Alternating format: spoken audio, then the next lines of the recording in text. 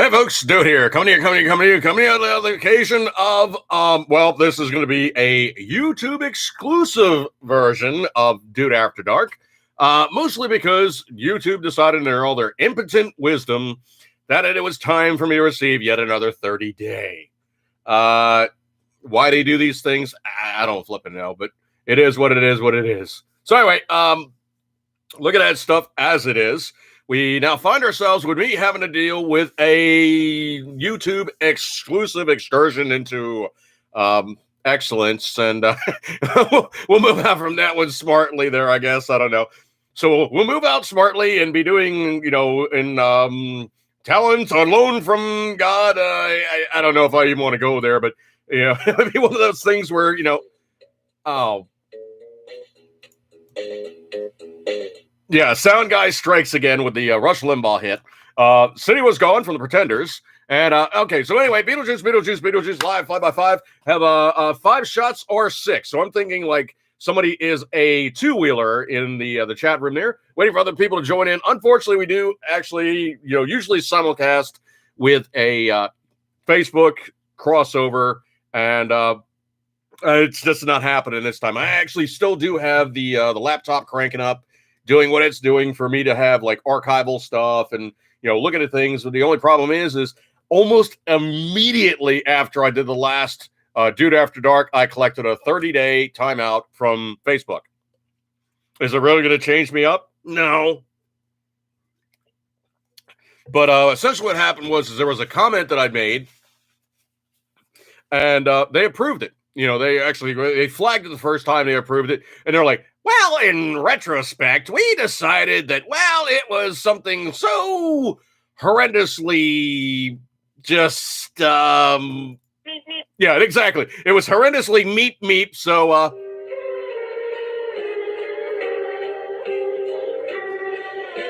yeah, they're like, okay, you're going, and, yeah, we're just gonna say, put that thing back where it came from, or so help me. So help me. So anyway, I basically collected another 30-day. And it was a previously approved comment, and in their impotent wisdom, they decided that it was just it was too meep. So they decided in all their infinite wisdom that it was too meep, and they had to knock it down because I said something that was just yeah, it was too meep. So anyway, look at these things as it is. I'm now basically on a 30-day, and I'm not going to begrudge the fact that it's annoying, but it's not going to stop me from being me. Okay, so anyway, looking at the scheme of things, there is some big doings in the Republican Party, and I cannot do this justice, so I'm going to have to cheat here, and I'm going to have to put it in... I'm going to have to put it in manually, okay? So I'm just going to do a manual search on Google here. But I'm now going to be talking about Senator Rhino Especial Republican Pat Toomey. 5 shots or 6. Oh, got the name after old Dirty Harry thing. Yeah. Did I fire 5 shots or 6 shots or only 5? Okay. Yeah. I absolutely get it. That was Magnum Force, and dude's on the concrete going, dudes, I got to know. And he dry fires around at him. It's like, well, you're right. I was out of ammo. So anyway, Pat Toomey, read like Rhino Republican Especial. He is one of those guys. I got this sound guy. He is one of those guys that joined in with the Democrats and say, yeah, we need to just, that's right, we need to just all over Donald Trump, and we need to, impeach him. So anyway, that really big piece of, Rhino butthole. Yeah, that's right.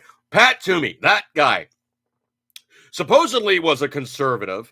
Now he's turned out to be just a raging Rhino Republican from Pennsylvania, has decided in all his impotent wisdom that, the whole time that he was hanging out with the Democrats and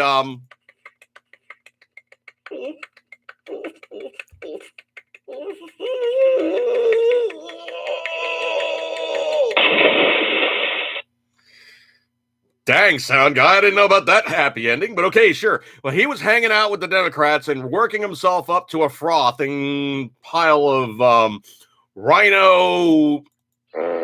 Yeah, he's that guy. So working himself up to a frothing pile of rhino, he's decided that he's not going to run for a re-election. Any particular reason why that might not happen? Maybe because everybody is just like, dude, yeah, get out of here. Just tired of you. Your political career in the Republican Party is just fatality. Yeah, it's just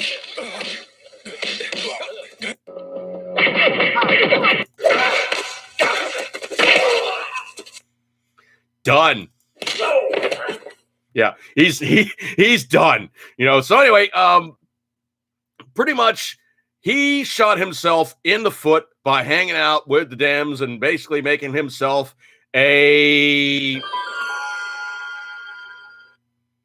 twinkle. Yeah. He was one of those guys that basically turncoat the establishment of highest order and make himself worthy on Rhino. And man, I got to tell you what, if there's anybody I truly, absolutely, flat out hate, it is a Rhino. Mostly, okay, there's definitely something from there, but no, I was going to say they are a bunch of turncoats, mother hunchies. that's about as good as I'm going to get on that one. They're a bunch of turncoat mother hunchies who went in under false pretenses, switched up things, and now, excuse me, I just got crap in my pocket that's poking me. They're switching up in midstream, and they're saying that there's something else entirely, and really, they're just unworthy of any future trust. You shouldn't place any credence upon them to be counted upon to do something. Their word is null. I mean, it's null and void. I mean, there's just no reason in the world why anybody should ever trust these guys, because anything they say at this point is just pure and simple balderdash. You just can't trust them at this point because they've attained the status of anything they say is just going to be. Yeah, well, yeah, it's definitely going to be that, okay? It's definitely going to be. Yeah, and anything they say is just full on. Yeah, they cannot be trusted. They've lost the influence of which they garnered. They pretty much have rendered themselves into full on order therein of being nothing but. That's they've gotten. Oh, I got some more people in the room. Patriot Fever, Little Patriot Fever 3 reporting Minutemen ready status. I commend you, sir. Thank you for coming in the room. Logan Ray, my brother from another mother, our resident Canuckistani. Glad to see you hanging out with us again. And we do have somebody newer in the room, and we're talking our shots are 6. If you read up in the comments, he's making reference to Dirty Harry. Did I fire 5 or did I fire 6 or did I only fire 5 in Magnum Force? I got to know. I got to know. Well, if he hadn't fired only 6, but fired 5. Okay, dude would have had a really, really bad hair day. Okay, it wasn't always like that with Winos. Patriot Fever says, dude, exactly. They're a known quantity. One of my most reviled, hated, just absolutely piece of utter. How do I say this without saying this? What could you possibly say about John McCain? Oh my. Yeah, he's just not that guy, okay? He was not somebody that could be trusted. With the Democrats at earliest contingency. Yes, Mrs. Dude. Lower, please. Mrs. Dude says I have to maintain a semblance on pile of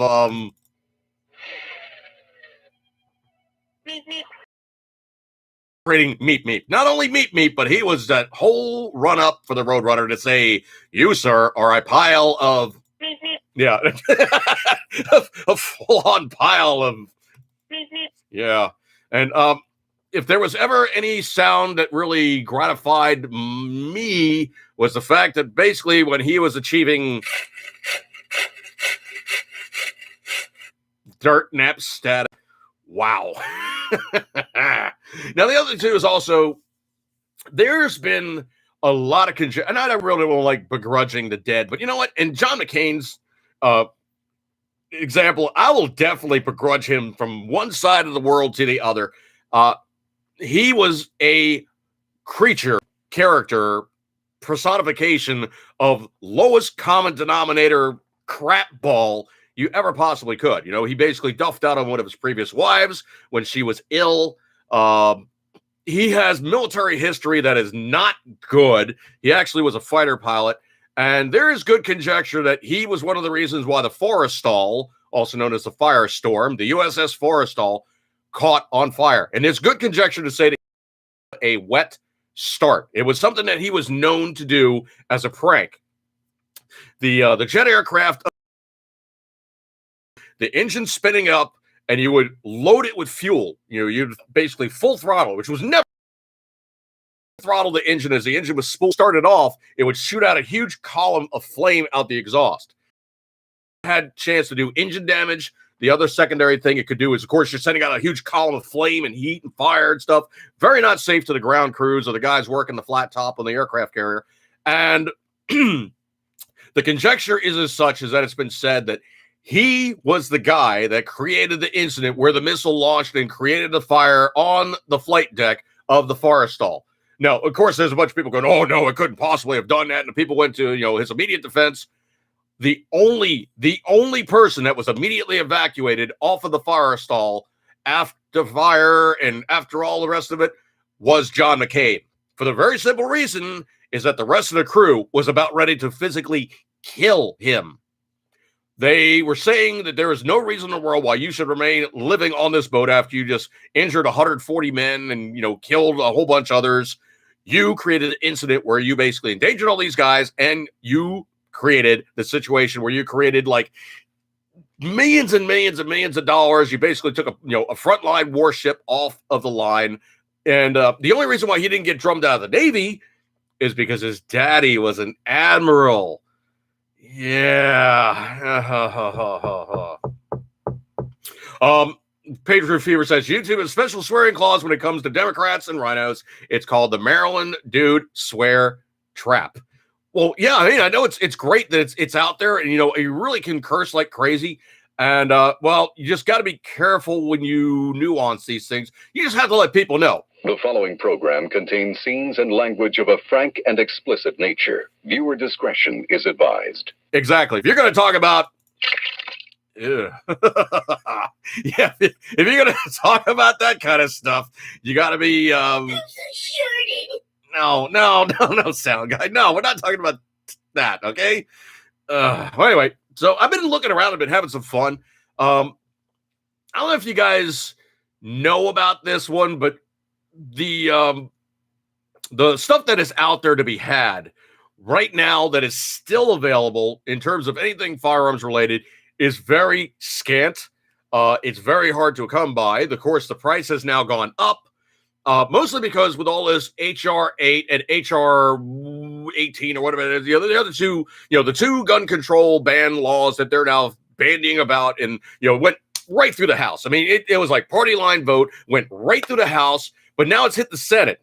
And the problem is that they can hold it up. I mean, they can filibuster that thing until, the cows come home. And they do not have a sincere majority in the Senate. They got like 3 seats with a couple of independents helping. And Kamala can throw the additional vote in there if there's like a 50-50 vote. But right now, there is no majority to be had in the Senate. Now, the other thing, too, is also I've heard that Manchin, read like, the guy from West Virginia that's like deathly afraid of losing his job.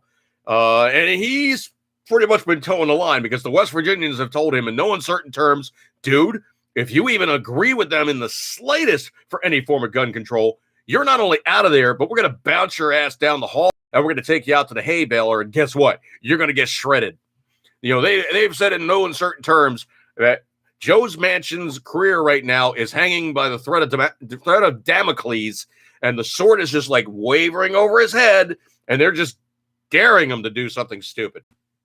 So right now, Manchin's been holding the line, and he knows that if he does anything stupid, it's not a phone call. He's just going to look out at the crowd approaching and go, hang on a second. It was at this moment that he knew he fucked up. Yeah, that way. Okay, for a second there, I was wondering if I got the censored version or not. Yeah, he's going to know at that moment he bleeped up.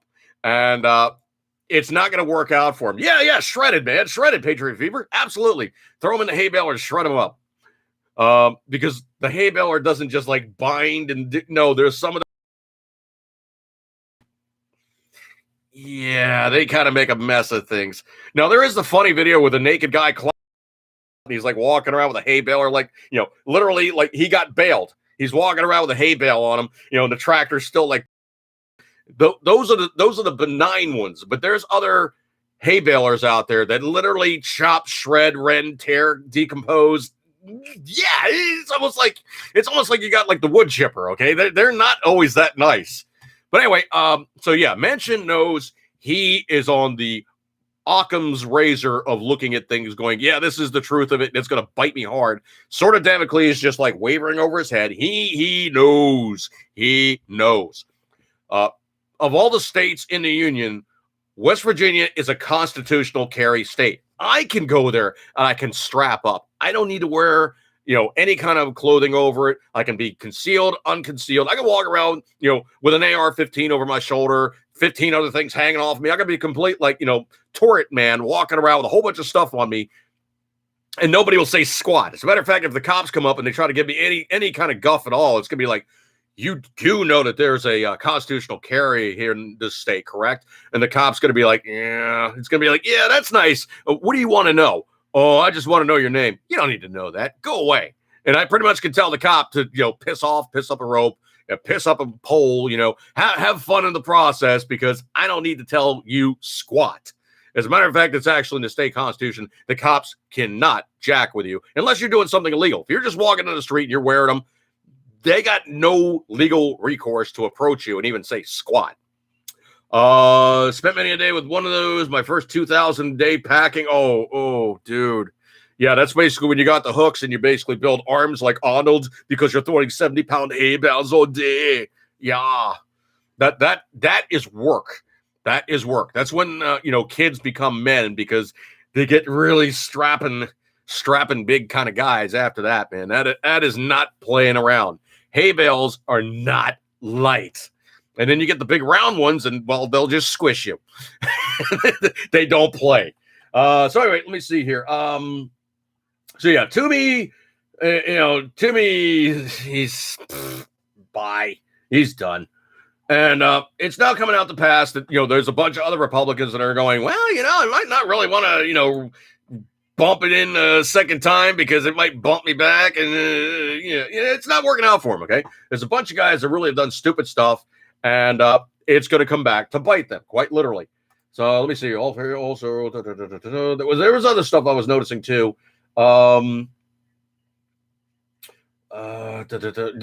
There's all manner of political guff going on now about, you know, the insensibility of your standard Joe Biden quote. The fact that the news media really can't get extended. They cannot get an extended interview with him. They're getting 2 questions. This is not even remotely even close to the kind of stuff that they were doing to Donald Trump. Donald Trump, you know, he would have somewhere in the order of like 50 of them all just like, you know, all playing, you know, piranhas in the water, trying to get a bite in on him. And I really thought it was kind of remarkable that he had such an amazing press person. You know, McEnany, she was a little tigress, man. She was fun to watch. And she was very fast. She was very just, you know, off the cuff. If she didn't know something, you'd see her flipping pages going, no.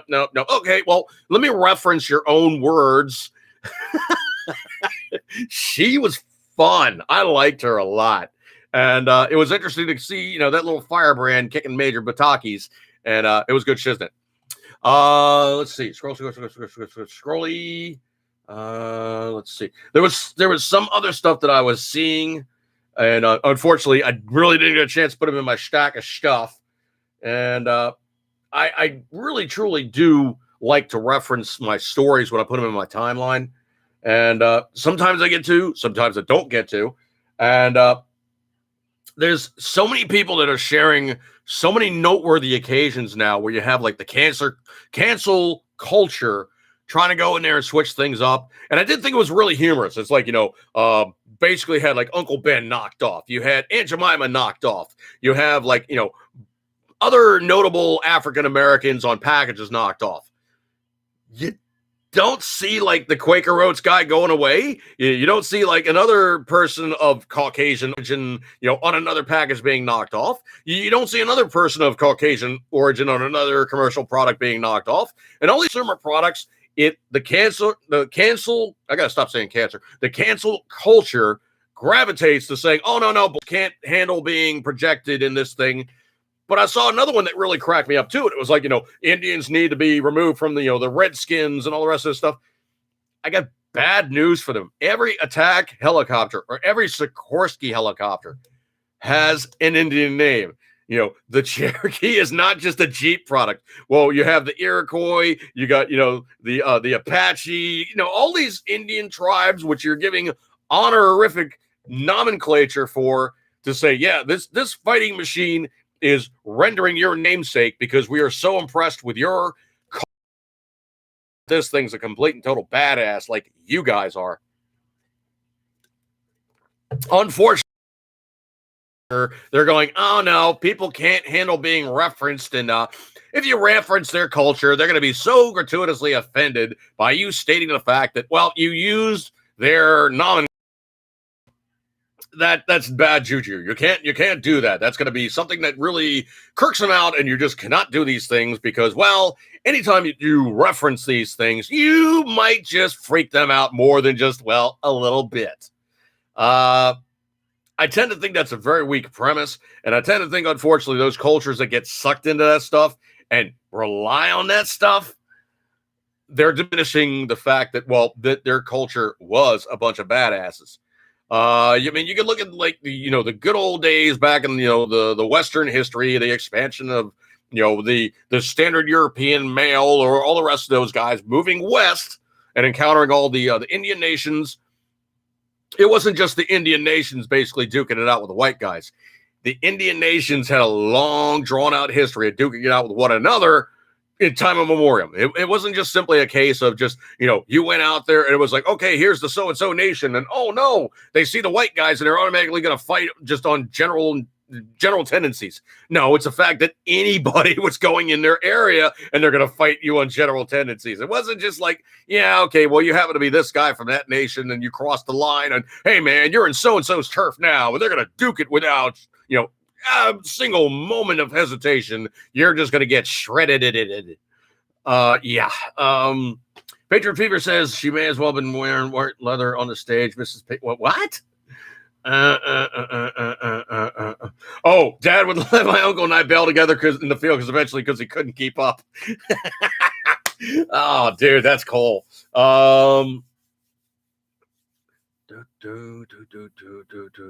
Okay, Patriot Fever. I don't know what the reference is, but he said something to the effect that somebody may have worn white leather on stage. Mrs. Patriot too? ? I don't know, dude. You're gonna hit me up on that one and what that means. But the sheer notoriety I'm seeing right now of just people just being coarse and just rude to one another, just with all this divisive stuff that seemed to come out from all this political high-mindedness of just we need to have everybody as pissed off and incensed as possible. I don't care where you're from. If you say, oh, Kaylee, okay, Kaylee in white leather, yeah, well, yeah, she's cute. I think basically the thing that people really need to wrap their head around is it's not so much of this guy versus that guy or this race versus that guy or this group of people versus that guy. Everybody needs to see really the common enemy here, and they need to just put aside their party differences and, the left versus right, red versus blue, all the rest of this horse mess. They need to put all that stuff aside. And people are starting to see that now. Casual conversations I'm having with, people of pretty much every creed, color, what have you, they're getting pretty pissed off at politicians, period. They're not liking the fact that these guys are a bunch of divisive, just crap-stirring a-holes, and they're seeking to make profit on our longevity of just being under the gun with the government. The government's always going to have, the high-mindedness to go, well, I got this ability to screw you guys for X, Y, Z, and there's nothing you can do about it. This stuff really, truly needs to end. I mean, when the Founding Fathers cranked up the country, they did not intend for the federal government to go, yeah, we're your overlords, and you will kowtow to us. It is the other way around. And people need to get that realization is that they work for us. That whole thing about, Biden going to the guy, I don't work for you. It's like, no, you don't work for me. You work for all of us. And the fact of the matter is that we can take you out of office. There's a reason why the Second Amendment is so close to the First Amendment, is so we can talk about things, that we can follow up on things. It is written into the charter of the Constitution. It's written into the charter of the Federalist Papers. It's written into pretty much any place around where you had a despotic monarchy. The monarchy fell. And this is not a monarchy. This is supposed to be a representative republic. We are not a democracy. We are not a party run by a bazillion people all throwing their voice into play and going, yeah, man, you got to listen to me more than anybody else because, my voice is so much stronger than everybody else's. No, that's not how it works. We are a representative republic. And if the representatives can't represent us, they get removed. And they keep getting booted until you finally put a decent set of group of people in there and you get rid of all the disreputable pieces of crap. And here's the thing about it right now. We need, and this is something that everybody can get behind. Nobody has a reason to oppose term limits. In the Senate, there should be 2 terms. Those guys have 6-year terms. In the House, there should be 2, no more than 2 terms. That's 4-year terms. There's no reason in the world why these guys should be in office for as long as they are. You were never intended to go to House, Senate, any place in the federal government and make that your career as an elected official. And I don't even want to get into the whole bureaucracy of these nameless, faceless dickheads that pretty much can do stuff as policy and completely change the very means of your very existence. I mean, case in point, the Bureau of Alcohol, Tobacco, and Firearms really has no teeth. The only reason it has teeth is because it's part of the Treasury. If it truly was a law enforcement organization on its own, it would have no teeth. It is relying on the local guys to give them aid, comfort, and support. And if they go into an area and they do something so disreputable and they get arrested for doing it, that is the start of a good thing, because that is an overreach of their power. Now, the dirty little secret most people really truly don't even contend with is, the governor's the highest elected official in the state. No, he's not.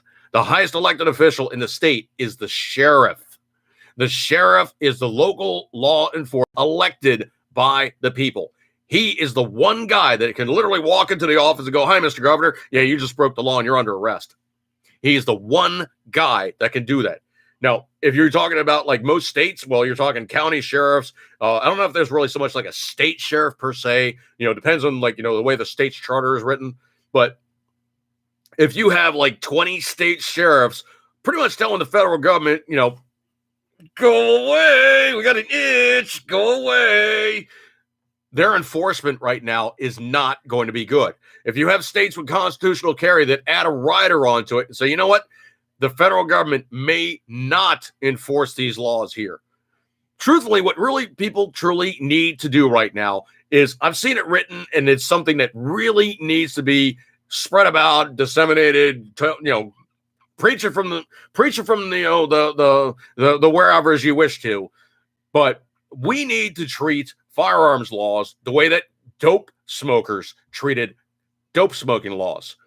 Pretty much it was the death by 1,000 cuts, where you had a state going, yeah, it might be a federally regulated thing, but we're not going to arrest anybody for blowing grass, or we're going to decriminalize the amount, or we're going to decriminalize X, Y, and Z, or we're going to find no major reason to find these guys guilty if they do go to court. That is the death by 1,000 cuts, where you have the enforcement. It's finally the federal government's going, yeah, well, we could make a lot of tax dollars off it if it was legal. It is insane how much money the federal government makes off of firearms sales. It is insane how much the state governments make off of, any form of enforcement on firearms laws. It is insane how much money is expended to try to stop the law-abiding citizens who do not do the crimes from maintaining an active and legal ownership of firearms. If they put half the effort into getting the assholes that are creating all the problems with guns, we would have no major problems. But the thing about it is there's a lot of fallacies and there's a lot of holes to be had when you start talking about firearms legislation.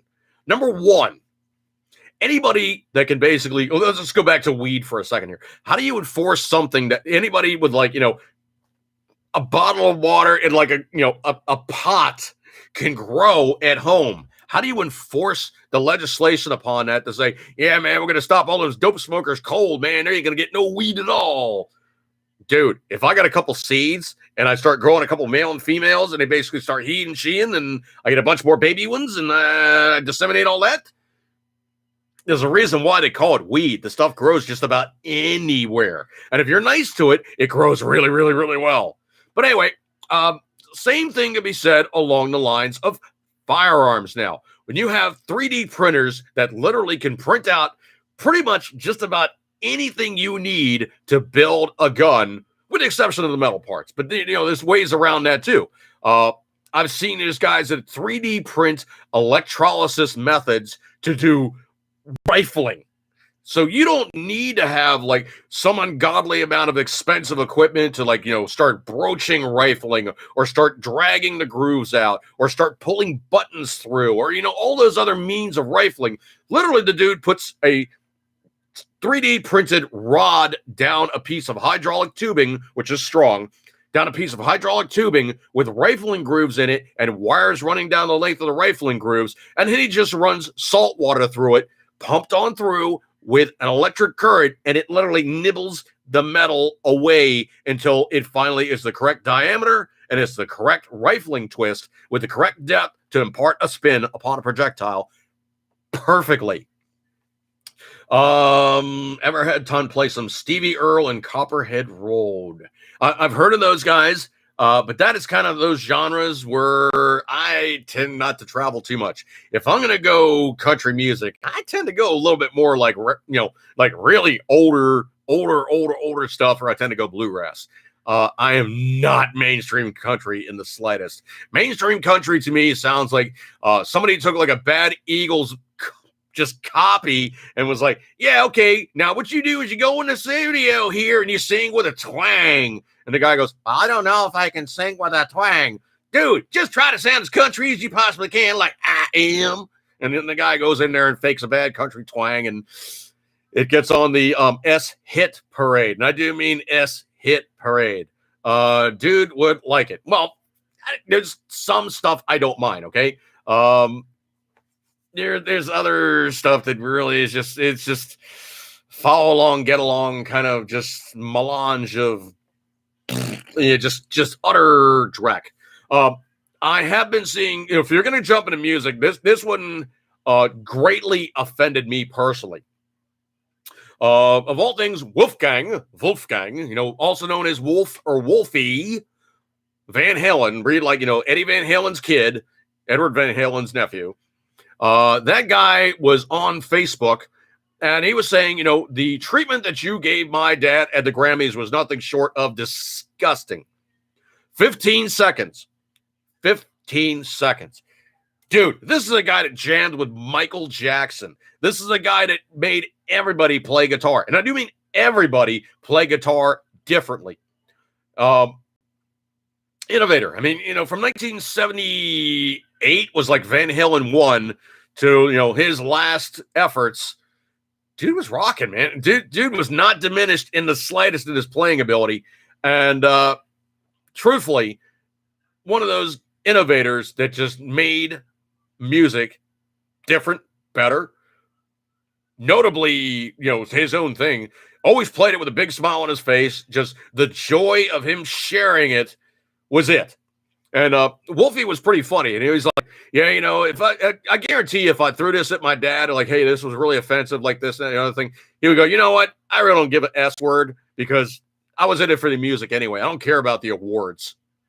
So on that point, I think Wolf, dude, nailed it. And then, if nothing else, that was kind of one of those things also is Eddie Van Halen, man, you got him off the stage. He was like this kind of quiet, chill, laid back dude. Not like, bouncing off the walls kind of a guy. He literally was like the racehorse. You put him on the track and you just get out of the way, look out. Dude is just doing his thing. Phenomenal talent.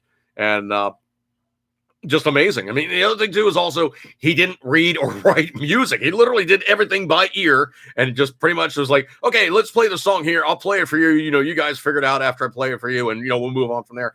And that's literally how he did his entire career, was literally playing music by ear. And the other thing too is also kind of funny is he never started out as a guitarist. He actually started out as a drummer. And Alex Van Halen, not ever. Alex Van Halen, his brother, the drummer, started out as the guitarist, and they switched over. And of course, Eddie Van Halen could play piano, so that was the other thing too. It's like the keyboard work, 5150, all that keyboard work. That was Eddie, dude. He was playing the keyboards. And if you want to really, really go old school, this is one I thought was hilarious. Before they had was it the bass player? I forget his name, Michael something or other. But before that, the bass player joined up with the original lineup of Van Halen. One of the songs, you kind of hear the bass notes, and it's like, yeah, it kind of sounds like a bass, but it sounds different.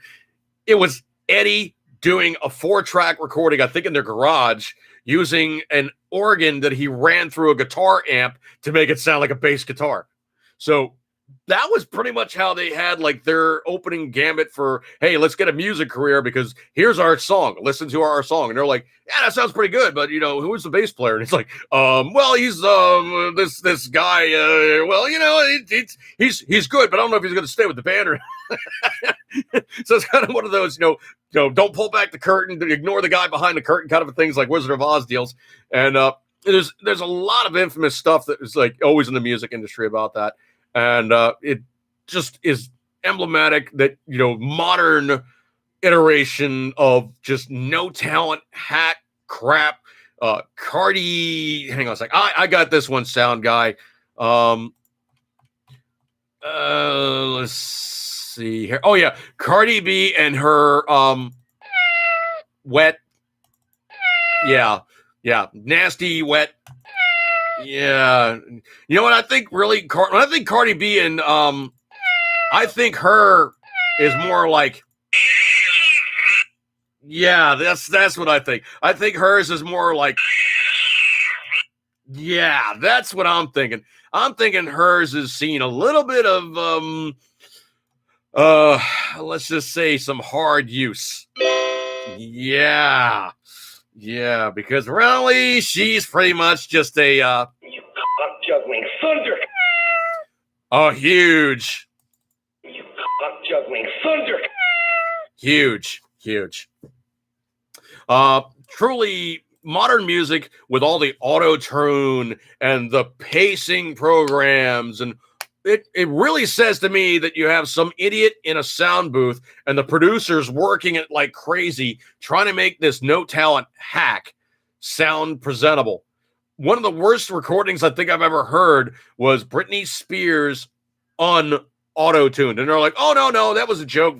She was just messing around, and it's like, no, the pacing, the inflection, everything else was her doing the song unprocessed. Pipioli, what's going on, dude? Hey, yeah, man. Yep, gotta have the gas in. Bob Seger, give me some old-time rock and roll. I don't mind Bob Seger so much. The only problem I really had with Bob Seger is just literally, and it was like one of these emblematic things I can remember as a kid. It was like, for the longest time, there was like, before there was like the oldies stations, there was like, the mainstream stuff, doing their standard spiel. And it was like Boston, Journey, Bob Seger, and Styx. And they were just like those, kind of almost anthem rock bands. They would just play them and play them and play, and to the point where you're just like, there's gotta be something different than this. This is just sending me so burned out. And the other thing too is also like, mainstream metal really wasn't played as much as it should have been. I mean, that's one of those things I heard that was really kind of cool is one of the local DJs on one of the local radio stations. I was driving around Mrs. Dude's car earlier, and I actually know this DJ, and he was talking about, of all things, Iron Maiden. He's like, Iron Maiden sold scads of music. Their albums were always like huge. They always had like huge concerts, tons of people hanging out with them, blah, blah, blah, blah. Oh yeah, Patriot Fever, CCR. Oh man. And not even like, good ones, like, just notable good stuff. But, that it was like, they what was a center field, and they just played that so much. It was just ridiculous. Oh no. Oh, sound guy.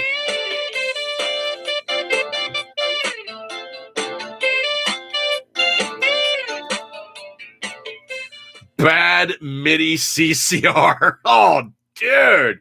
That was just wrong, okay? That was one that was just worthy to be just, no. Just take that one out back and, yeah. Grab me the CD. Just going down.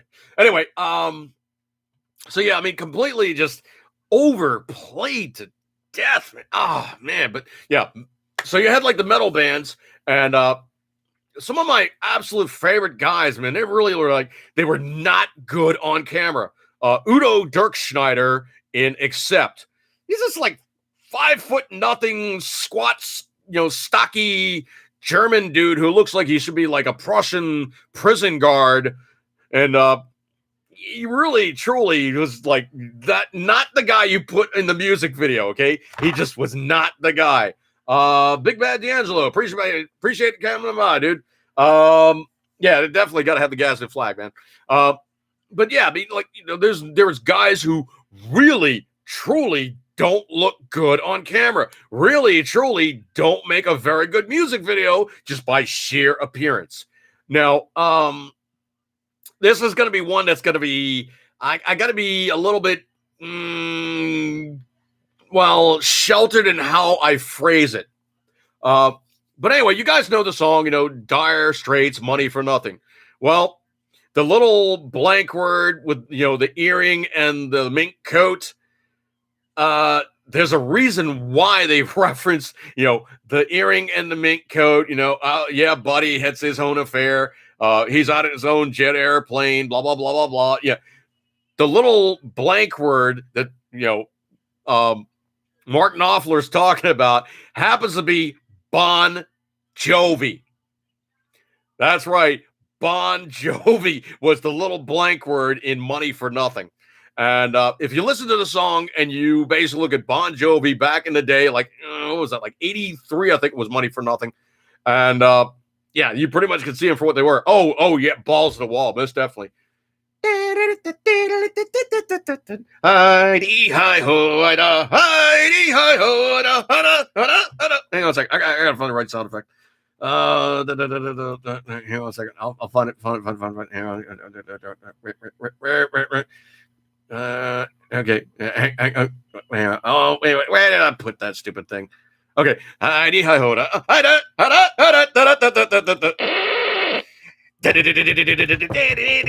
Fast as a shark, man. That to me, that is Accept. Fast as a shark. Look it up, folks. You will be headbanging without even trying to headbang if you listen to Accept, Fast as a Shark. That was one of the first premier uses of a double bass ride in the background. Of course, obviously, you think Motorhead, what was it? Overkill. Motorhead, Overkill, and Fast as a Shark were like two of the very, very first mainstream songs to have the bass player, the drummer basically doing a bass ride, on the double bass, which is everywhere now. I mean, you see everybody either they're playing a double bass setup on their drums or they got a double pedal setup on the same drum. Everybody does that. And one of the bands I actually was hanging out with one night, and I'm like friends with all the members. I mean, everybody knows me. And I got to talk with the drummer, who's the new guy in the band. And I'm looking down and I'm seeing a double bass setup, double pedal setup, actually in the same bass. And I was like, okay, do you do a double pedal ride or you just use those for accent and fills? And he's like, yeah, well, our set list is such, I just use it for, fills and So basically what he's doing is he's using it as like a second floor tom, almost like a John Bonham kind of a thing. But Bonham played all of his songs with one bass pedal. Amazing talent also. I mean, that just to me is just Arousal Through Punishment by Defeated Sanity. Okay, that's another band I've never heard of. Arousal Through Punishment. Okay, so now I'm intrigued. Arousal Through Punishment by Sanity. Defeated Sanity. Okay, I'm now gonna look this up. Da, da, da, da, da, da, da, da, da.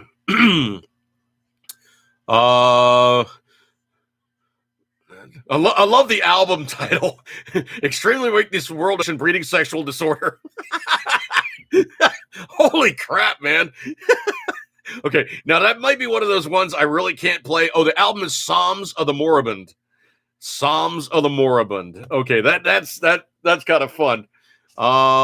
The album art really is kind of trippy. Prelude to Tragedies, 2004. Passages into Deformities, 2013. Chapters of Repugnance is 2010. Disposal of the Dead, 2016. The Sanguinary Impetus on 2020. They really pick some interesting album titles. Defeated Sanity, Sons of Morbid, Encyclopedia. And I'm looking at Metal Archives. Let's see. Stoned and Defiled, Fatal Self-Inflicted Disfigurement, Prelude to the Tragedy, Hideously Disembodied, Butchered Identity, Psalms of the Moribund, Engorged with Humiliation, Arousal Through Punishment, Artifacts of Desolation. Okay, this band sounds intriguing, but I'm not going to be able to play it here for the very simple reason is I know probably the lyrics are going to be spicy.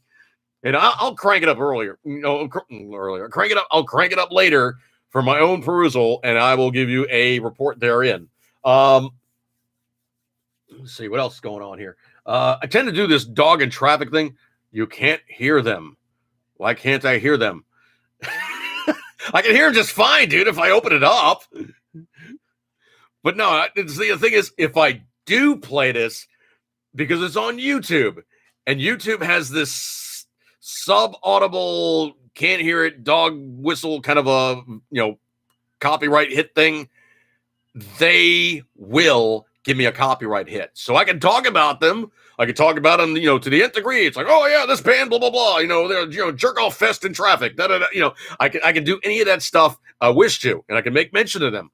However, if I start doing like a playback of their stuff from YouTube onto a YouTube stream, copyright hit, I'll be boned. There'll be no other way around it.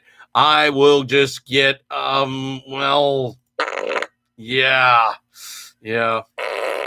Yep, I will definitely get it. Right, great. Yeah, hugely, man. Yeah. The Lonham kick pedal was the Ludwig Speed King. Well, one of the other things that was amazing about Bonham was not so much the fact that he could groove play, it's the fact he was actually playing behind the beat. So he was just a skosh out of spec to give this deep, soulful kind of a thing. So like the beat is here and he's like, just a little bit behind it, just to give it that little bit of eat. But yeah, I mean, the opening for the ocean, yeah, just amazing double kicks and just the playmanship of like those guys. I mean, you're talking to basically pretty much three guys, and it sounded like a whole hell of a lot more. I know Jimmy Page is playing two-string guitar, two neck guitars, and of course he'd walk over, he wasn't running a foot pedal. That was John Paul Jones. John Paul Jones started out as a keyboard player and became a bass player, and just interesting introspective type stuff. And in the evening where they had like the flange effects, and they were not guys afraid to go into a studio and say, let's just try this and see how it sounds. And the producers were like, that's cool, but let's really go buck wild here. And I think he uses a dog whistle against him.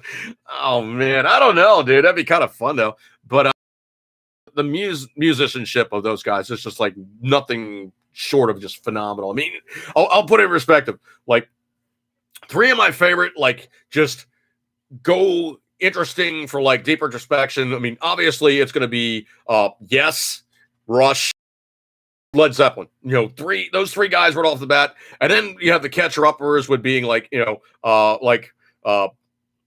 Alan Parsons Project. I mean, just really amazing studio guys. It'd be like, Steely Dan, guys that would just go in the studio and just like, okay, that sounds kind of cool, but let's just do it 50 different ways until we have something that just blows their doors off. And that's just interesting stuff. I mean, I like when music has, teeth to it. I don't want just some girl going, yes, and the other thing, blah, blah, blah, blah, blah, blah. And they've done like 50 bazillion samples on some really suck-ass music that was kind of just back in the day.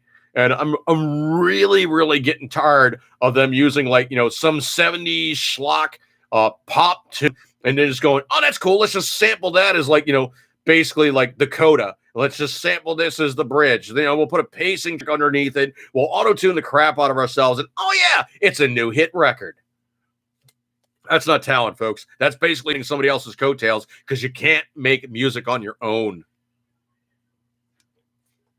Oh, yeah, definitely, Logan. Bonham was a jazz drummer playing in a metal band. That's it. That's it. He was the master of the triple. Oh, man, just... it's just fun stuff.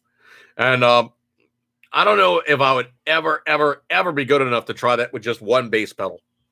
And dude was just riding literally. I mean, if you look at Jason Bonham, his son, he basically duplicates his dad's setup. And his dad's setup was really just a snare, a hi-hat, like 4 cymbals, a tom, 2 floor toms. That's it.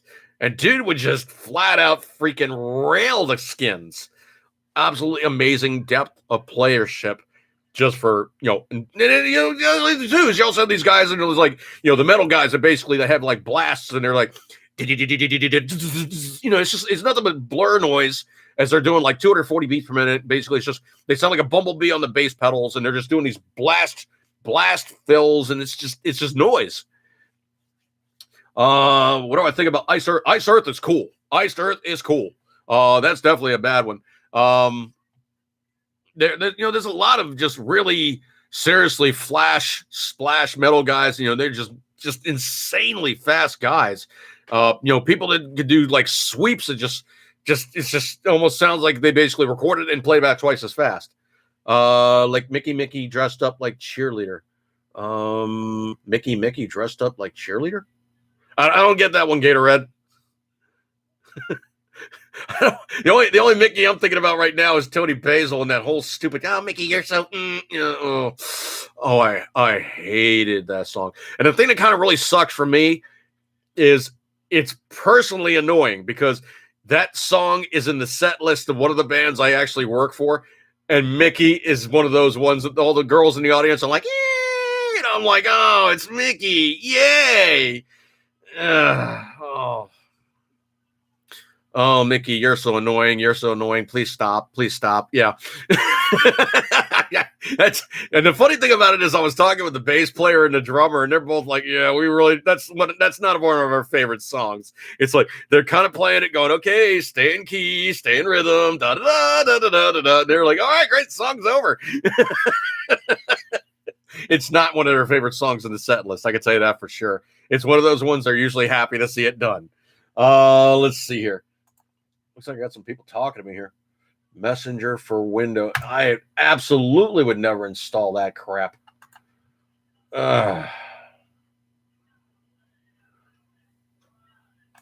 Let's see here. Somebody's getting back to me. This, that, and the other thing. I really hate when I do this stuff to myself, but it's like, something on Marketplace. I'll ask them on Facebook. They'll get back to me. And then it's a case of, okay, let's see what this is all about. And then it's like, you said, is this still for sale? You basically click the little stupid, is this still for sale? And then you're like, you see the thing pop up as like, hey, he just messaged you back. And you're like, cool. And it's like, sold. It's like, oh, man. And it literally was like just up. Logan, Bonham projected his own sound. Well, one of the coolest things I think I ever heard was like, that amazing opening for the ocean, the boom, whack, boom, boom, boom, boom, whack. And I can't do it verbatim. Trust me on this one. And there's a reason why I can't do it verbatim, because I'll get a copyright hit, because it's just that emblematic. But what it was Bonham had set up his drum kit in like this antechamber hall room kind of a thing in the studio. And it was like this huge, almost like stairwell kind of a thing. It was like tall ceilings, wide open areas. And he was in there going, yeah, this room sounds cool. I'm going to play in here. And he started playing. He's like, oh, man, this is badass. And then the engineer, and I forget who else it was, but maybe like their manager or somebody, but they were in like the next room or something, and they could hear this like amazing drum ride. And they're like, what in the hell's going on around here? And they come out, and Bonham is just railing away like he's having an absolute little kid blast thing going on. And they're like, don't stop. We're going to get a microphone. Do not stop. So that's where that amazing boom, whack, boom, boom, boom, boom, whack came from for the ocean. Was literally him doing that ride in like this, not even a studio, kind of an echo area that just literally just blew their doors off. They were like, oh my God, we got to get this. And the funniest damn thing is if you do a search, let me just generically do it real fast here. Hopefully the home computer won't crash.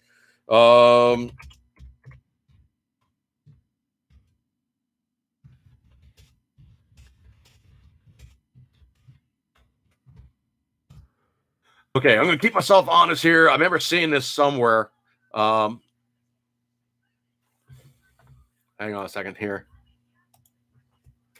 And of course, it's not referencing it because, Led Zeppelin's not so much, in vogue anymore. Please. Let's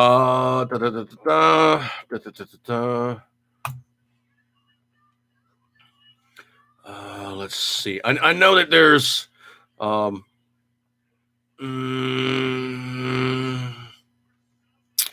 is it the ocean or is it? I think it is the ocean. Hang on a second here. It's unless I'm really messing up. I thought it was the ocean though. I'm gonna keep myself honest here. I swear it was the ocean, but keep myself honest here. Oh no, Levee Breaks. I'm sorry. I'm having a major brain fart. Levee Breaks. Keep myself honest here. I abase myself to you on that one. That was me. That was not good because normally I'm like such a total Zeppelin nut that I would get that thing perfect. When the Levee Breaks sample history, and you're gonna laugh at this one because it is like beyond ridiculous. Beach Boys rhyming and stealing, obviously. Saint Etienne, Only Love Can Break Your Heart in 1990. Released on Fox Space Alpha 1991. Breakthrough sample, Bjork, Army of Me. Russell Vasquez, Pokemon World. I mean, it's ridiculous. Homeboy Sandman Consumption. I mean, when the Levee Breaks has been, that whole drum ride has been copied like unbelievably amount of times. And I know for a fact that there is like a montage video, and I cannot do it justice, but it is like ridiculous of how many times people have used the Levee Breaks. Let's see. I remember seeing there was a montage of it, and hang on a second here. I'm gonna keep myself honest. Okay, 25 songs to use when the Levee Breaks. And that's just, and it's like beyond ridiculous of how many used it. Cold Cut Beats Pieces, 1987. Nasty Rocks Incorporated, Wubba Wubba 2, 88. Beastie Boys, B-Boy Bouillabaisse, 1989. Santantien, Chapter House Pearl, 1991. Ice-T Midnight, 1991. Dr. Dre, Lyrical Gangbang, 1992. Nina Chariot and Michael Stipe, Trout, 1992. Beastie Boys, What You Want, 1992. Kasich, Jaden Praslid, Fortuny, Zay, Rosamingo, Kazru, whatever the hell that is, 1993. Mike Oldfield, Magellan, 1994. Bjork, Army of Me, 95. Tea Party, Cold Cut, more beats. It's like ridiculous. Even Eminem used it in Kim 2000. It's ridiculous. John Frusciante used it. Walls and Doors, 2012. It's such an amazingly emblematically good beat that everybody's used it. I mean, some people have taken it, they sped it up. I mean, there's like one of the songs I know for a fact you guys have heard it to death was like a mainstream kind of a poppy thing. I really can't remember the name of the song, but you hear the song and you're like, yeah, it's kind of catchy and poppy and this, that, and the other thing. And then you hear like the song slow down. You go, hey, that's Levee Breaks. They swiped it from Bonham. Well, I would hope that the Bonham family, if not Led Zeppelin, still is getting residuals on that from just how many times people have swiped, utilized, rebooted, reused. Did I mention stolen? The Levee Breaks drum ride to the unbelievable degree that it's been just like huge. So much so that you can't escape it sometimes. And it's one of those things where it's just a very, very cool, just, you know, it works for pretty much poppy or you know, kind of rap tunes. And it was just cool. And everybody's like, dude, that's the stuff. Yeah, man, we got to get that. Well, the problem is that it's been so overused now that you really just can't escape it. It's like everywhere. Oh, redonkulous. So anyway, let me jump things again one time here. And Big Bad D'Angelo, I definitely did save that link that you, or that band and information that you gave to me. I'll check it out after the show, after I know I'm not going to get a copyright hit. But I don't know if you guys have been seeing, like, you know, my channel content on YouTube, obviously. But I have been putting out some Bang Bang videos, and charitably, YouTube hasn't said, hey, you can't monetize that. Well, I'm going to keep doing it until they say, hey, you can't monetize that, because, you know, they're starting to play this whole viewership thing where they kind of knock down my views. Well, if I put out a 1 hour video about, you know, firearms and they don't catch it and they still monetize it, I'm not going to worry about it. But the problem is I'm not making that much money off it. So obviously I'm probably below the radar. Good things all around, I'd gather. Let's see. Scrolly.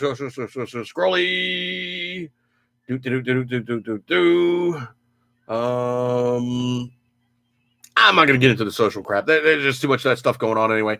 But anyway, some of the noteworthy gun stuff is still on YouTube. The only downside, of course, is, you know, when you put it up there, they're like, well, you can still put it on here, but you can't monetize it.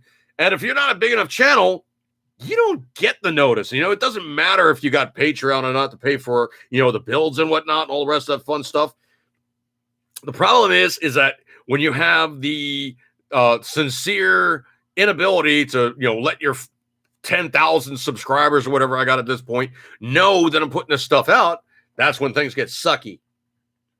Logan says, going back to using a 24-inch kick, got sick of the sound of the 22, left out the pill in the 24, used felt strips on the batter, and reso heads. Now I have a beautiful womp sound again. One of the coolest things I think I ever saw is there's this one band. Obviously, one of the bands I work with is an 80s cover band. One of the other bands that they've done shows with is a 90s cover band. And it's going to get a little technical, but I'm going to try to keep it simple here. Most of the time, I'm going to keep it simple for the non-bass, non-bass guitarists or non-drummers, you know, the guys that are basically like, you know, the bottom, you know, the resolute section of what sets the music up. Most of the time, drummers use a bass drum. It's only about 27 inches, 26 inches, something like that, 22, like he said. But that's like the length from his side to your side of the body of the drum, also known as the shell. So basically the circular piece that everything bolts to. You have the drum skin on the inside, the drum skin on the outside, obviously the legs to hold it up, things to attach to it, other things to hang the other drums from it. That's basically your formative piece of your drum kit is your bass drum. Excuse me, unless you're running like a rack, which one of the bands I work with actually does. But one of the guys in one of the bands that we work with, the 90s guys, he doesn't have a 27-inch drum. His is probably like about 36. It is like this incredible thud. It's not even really like a bass note so much as a just whoop. But it sounds perfect for like 90s music. And he's got it tuned. I don't even know if I could really say like what note he's got it tuned to, but it's more of a whoomp or a womp or a thud. Then you could say it actually is a bass note, but it sounds really kind of cool. You can almost describe it as like the tap hiss, almost kind of a thing where like, the Metallica album, they tuned down the bass where you kind of lost the midsection and the drum noise. It kind of has like one of those period correct sounds to it, even without going through the microphones. I mean, I've been on stage before listening to it like, ambient noise, and it sounds like that before they run it through the sound system. And it's kind of cool. Logan, I didn't know you were a drummer, man. That's kind of cool. What kind of kit do you run? You normally run like Ludwig or one of the other Pasty, or what's your stuff, man? Kind of intrigued now. I do notice a lot of guys still like Tama. I mean, I like Tama. I like Ludwig. Personally, I actually got a 4-piece kit in my basement. I have yet to play with it. It's actually given to me by my sister, but I know my neighbors would love me if I'm just downstairs just railing on a kit. So I really haven't played with that. But yeah, I got one in my basement, so I should actually put it together and play with it sometime. But yeah, Logan, what kind of kit do you actually have? I'm now intrigued. And we'll move on from there. Looking around at other channel stuff, I'm putting out content. Obviously, I'm putting out as some content, but it's also like the case of Life Intrudes, and obviously I work enough hours that I make an okay living. I don't really deal so much with like normal society so much because I work overnights. Oh, Tama, okay, cool. Yeah, good set. I work overnights doing Uber and Lyft. Right now, I haven't done Lyft. Oh God, I haven't done Lyft in probably like about 4 months, at least, maybe closer to 5. And reason being is I'm just staying busy enough with Uber that I really don't need to turn the other one on. If I do have a slack period with Uber and I do have a kind of a lesser week, I just consider it a down week. I'm really not jumping one to the other so much, but I probably should turn the Lyft app on sometime and do some work with it because, probably they'll go, hey, I guess he's really not considering using us anymore. But the problem is in terms of the people that I'm dealing with, the sheer difference of caliber of just people I'm dealing with, it is expressly a different animal. Those guys I'm dealing with on Uber, most of the time they're okay. Sometimes on Lyft, yeah, I mean, that's the bad part. I mean, yes, there is a few on Uber that are, yeah, there is more than a few that are, yeah, there's definitely those, yeah, those guys, they really don't do good. And the other thing too is also if you have a high rating, of which I do have. I mean, I'm like 4.96 out of 5 potential points on Uber, and I'm like 8,100 like rides and like lifetime. So I'm well known. I get a lot of compliments. People rate me well. I'm a well-known entity. So if I deal with a total butthole and I let Uber know about it, they're like, yeah, okay, considering the fact that you're highly rated and you're not a problem, we're going to assume this guy's a total, I got this one sound guy.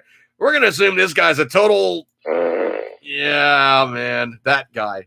He's one of those guys. So we're just going to say,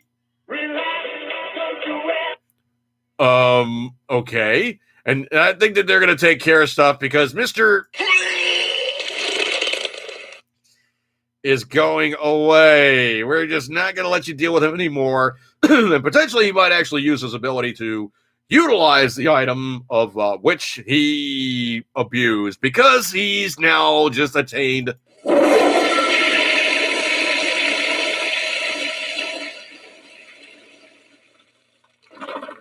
status. Yeah, that's the other thing too, is also the rideshare guys, they don't want to deal with buttholes. They just don't. Look, I said, it had various kits over the years, but the latest is Tama. However, the 24 is a Pearl BLX that is birch shell like the rest of the Tama kit, so the sound matches. Yeah, birch makes a nice shell. It really does. I mean, it's kind of funny too when you start looking at like the classic guys with the the plexiglass shells. I'm like, that thing has to sound just like. I mean, it's like there's like no warmth to it whatsoever. It's just, it's just. I don't know, man. It must be like all studio effects, or like they throw some echo in there to warm it up, or they just put it through a tube amp to make it have some warmth. See if I can send you a pic. Well, Logan, if you wish to send me a pic, probably the easiest way to do that would be simply just to do it on Facebook, or you can do it on my YouTube side and simply just do 80s podcast channel at gmail.com. So that would be your easiest bet. So, like I said, it's going to be all one word. Hang on a second here. Can't type today.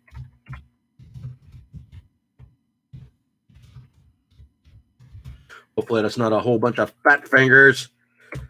Yeah, it helps if I use the right letters. Okay. Okay, so that's right there. Okay, so if you want to ship me a picture, that's my Gmail address right there. So 80s podcast channel at gmail.com. Let's see, coming on 10 o'clock, 10 minutes after 10. And I probably should just wrap this thing up. You guys got stuff to do and probably got better things to do than listening to me, but I definitely do endeavor to fill the hour out, an hour and 15, hour and 20, whatever it is. I run out of steam and I'm like, okay, I'm done. No, but literally I get done with this and I have to wrap it up, get things squared away, and then go off and go play and go work. But I do appreciate your kind attention. You guys hung out with me tonight. Do be sure to check out my friends over around the cabin, aroundthecabin.com, aroundthecabin.com/campfire, aroundthecabin.com. Actually, aroundthecabin. Around the cabin news, around the cabin buy, sell, and trade, around the Gardens Gate, and around the cabin medicinal cannabis. All that stuff on Facebook. Do be sure to check me out on Facebook when I'm unlocked again as Dude Jerky. So I'm still waiting on that 30 days, which I literally just started. I think I'm now down to, probably 28, 27 days at this point. It's going to be awesome. LOL, you never played those kits. No, I don't think I did, dude. That comes after me. And I don't even know what the name of the kit is. I get down the basement. She basically said, here. And she gave me the drum kit. And I'm like, okay, what are you doing? She's like, I'm moving to New York. It's like, that's nice. When are you coming back to get your stuff? So far, I haven't heard a word. So it's down in my basement. She's like, put it together and play it. It's like, yeah, okay. I'll drive my neighbors nuts. But anyway, like I said, you can find me on Facebook as Dude Jerky, obviously 80s Podcast Channel on YouTube. Twitter is 80SPCC. I appreciate your kind attention. You guys have many other places to go when you came over here and you hung out with me, so you got a gold star for attendance. Do be sure to check us out and all the Around the Cabin stuff. Hopefully it's coming back. Rich says he's doing something. I'm now awaiting when things fire back up. I don't know. It's one of those deals where it's way above my pay grade. So I'm not waiting on that one. And appreciate your kind attention. You guys get a gold star for attendance. And you have another place to go, but you hung out with me, and I appreciate it so much. I'm going to break up with this one. So eat good, keep ring as always. You know what, you love it. And remember, Gadsden for a reason. First and Second Amendment means something. Call your Congress critter. Call your senator. Let them know we do not like what they're doing.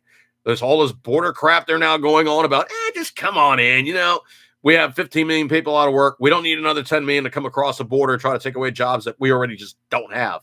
Enough. It's old. All right, I'm going to break with this one, folks. Have a good one. And eat good, keep ring as always. You know what, you love it. And I'm going to finish my food. Catch you guys later and have a good one. See you guys.